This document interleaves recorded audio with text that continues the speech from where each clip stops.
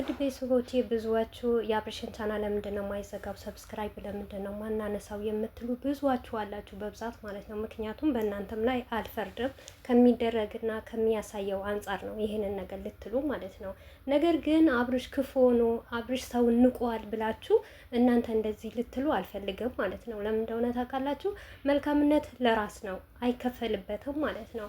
እና አብርሽ ለዛሬ መስሎታል። ለዛሬ ቢጫወት፣ ለዛሬ ቢዘል፣ ለዛሬ ደግሞ እንደዚህ ባልሆነ በሆነ ነገር ሰውን ቢሸውድ ነገ ደግሞ በእግዚአብሔር አጠገብ ወይም ደግሞ በፈጣሪያቸውን አጠገብ የሚጠየቁበት ልጆች ናቸው ማለት ነው።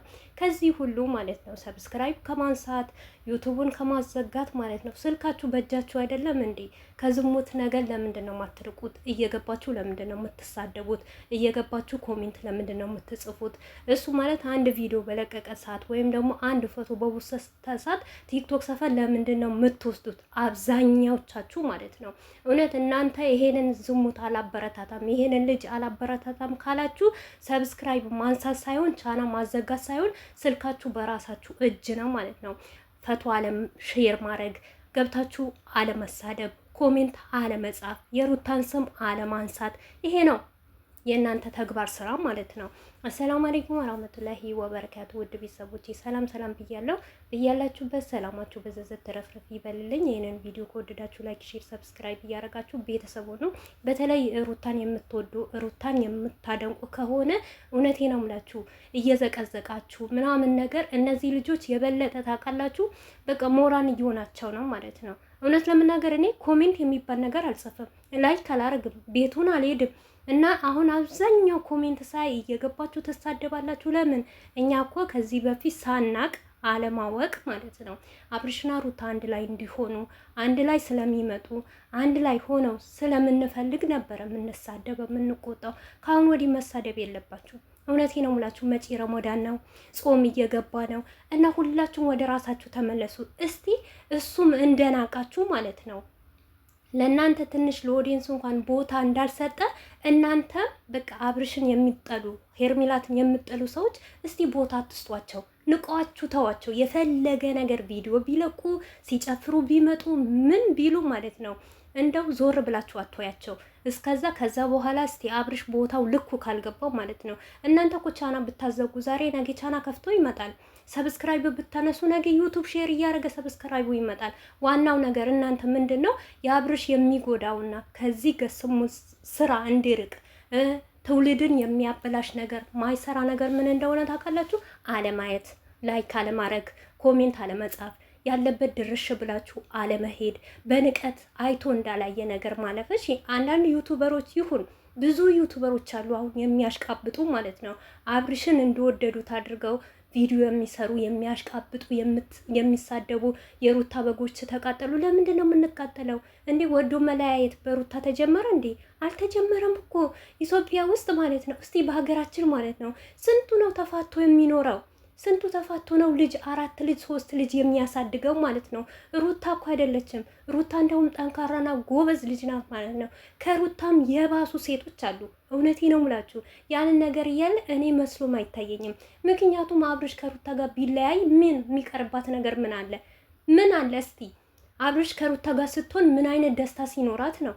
ስትኖርም ሳትኖርም ያው ነው። መዘግዘቁ አይቀር፣ መሰደቡ አይቀር። እንደውም ለብቻዋ እየሆነች እኮ ነው ሰው የሚያዝንላት። እውነቴ ነው ሙላችሁ። አብርሽ ከህይወቷ ቢወጣ እኔም መስሎም አይታየኝም። ምክንያቱም ሁሌም ድራማ ነዋ፣ አጥቦ ጭቃ ስለሆነ ማለት ነው። ሳምንት ይታረቃሉ፣ 15 ይታረቃሉ። ከዛም በኋላ ደግሞ መልሰው ይጣላሉ። ለምን? የስራ ጉዳይ ስለሆነ ማለት ነው፣ ድራማ ስለሆነ ማለት ነው። እናንተ እውነት ትውልድን አለ ማየት ከፈለጋችሁ ነገ እኛ ወልደ ልጆቻችን ምንድነው የሚያዩት ምንድነው የሚመለከቱት ካላችሁ አለማየት። ስልክ በግድ ማንም ገብቶ ኮሜንት ጻፉ የሚላችሁ የለም። ሂዳችሁ መታችሁ ከላያችሁኝ አይደለም። አብርሽ እኮ ደስተኛ አይደለም። እውነቴ ነው የምላችሁ። ውሽሚትም እሱም ሆኖ ማናቸውም ደስተኛ አይደሉም። የግድ ነው የሚስቁት ማለት ነው። የግድ ነው ፎቶ የሚወስቱት ማለት ነው። ለምን?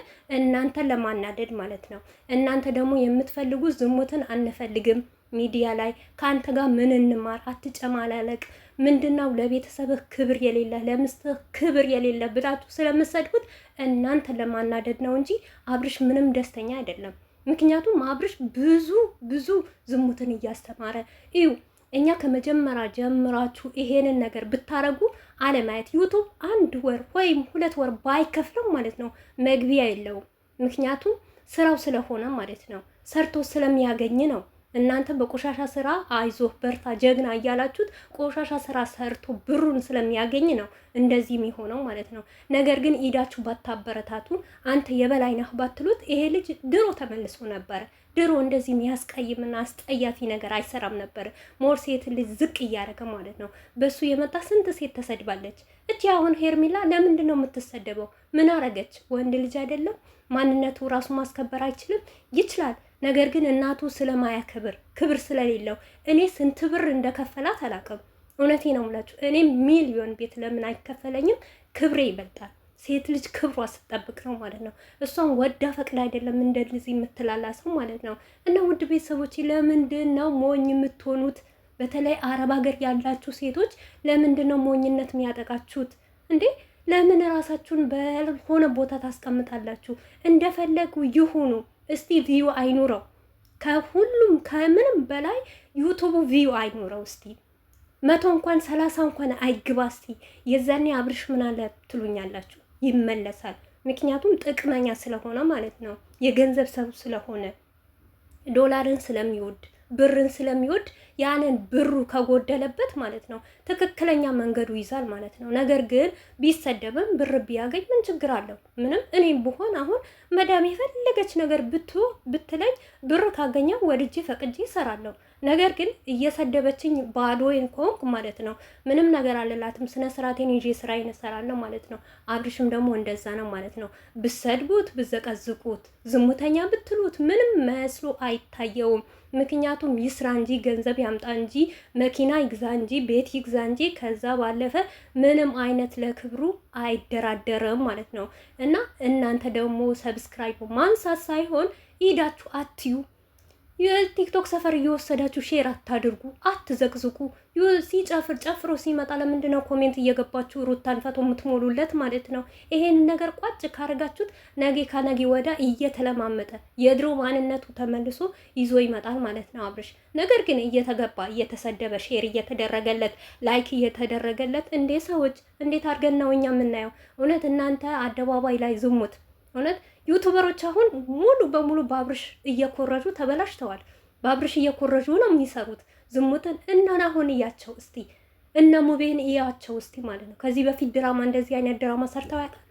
ምክንያቱም በአብርሽ ኮረጃው ነው የሚሰሩት ማለት ነው። ያንን ነገር እንዲፈጸም ወይም ደግሞ ያንን ነገር እንዳይደረግ ከፈለጋችሁ አለመሄድ፣ አለማየት፣ ላይክ አለማድረግ የእናንተ ማዘጋቻ ነው። ምንም እኔ እንጃ። ለራሳችሁ ክፋት ለነገ ለቤታችሁ ለልጃችሁ ክፋት አታስቀምጡ ማለት ነው።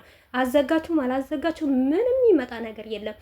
እናንተ አትዩ ሂዳችሁ ባለችበት እየዞራችሁ እነሱን ባሉበት እንደዚህ ወጣ እንደዚህ ገባ እንደዚህ ያደረገ አትበሉ። ላይቭ ላይ ቁጭ ብላችሁ ደግሞ ስለ እነሱ አታውሩ። በቃ ይሄ ነው።